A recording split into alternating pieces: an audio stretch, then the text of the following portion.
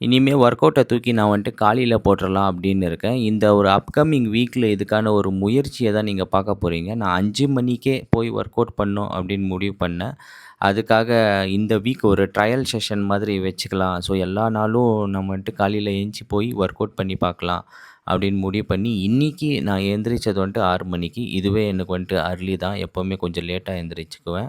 So வெளிய போய் அங்க போய் பார்த்தா செம்ம வியூ. ஒர்க் அவுட் பண்ணிட்டு இந்த ஒரு வியூ உங்களுக்கு காட்டுறதுக்காக எடுத்தேன்.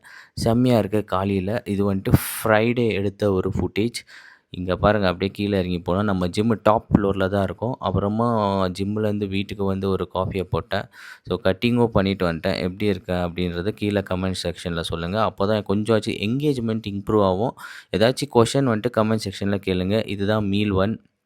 3 முழு முட்டையும், சிக்கனும், ரைஸும் வச்சு சாப்பிட்டேன்.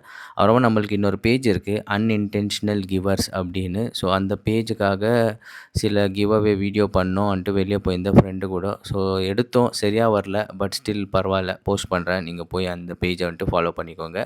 அப்புறமா வந்து ஃப்ரெண்டு கூட மறுபடியும் ஒரு டீ அடிக்க போயிட்டேன். நான் வந்துட்டு பிளாக் காஃபி வாங்கிக்கினேன். ஏன்னா பிளாக் காஃபி இஸ் பெட்டர். அப்புறமா ஒர்க் அவுட்டுக்கு போலாம் அப்படின்னு நெனச்சேன். அப்புறமா முடியல. வீட்டுக்கு வந்து இந்த ஒரு மீல சாப்பிட்டு இன்னியோட டேவை இங்கேயே கம்ப்ளீட் பண்ணிட்டேன். ஆனா, இன்னைக்கு வாக்கிங் நான் வந்துட்டு ரொம்ப கம்மியாவே பண்ணியிருக்கேன். 5000 ஸ்டெப்ஸ் தான். நாளைக்கு சந்திப்போம்.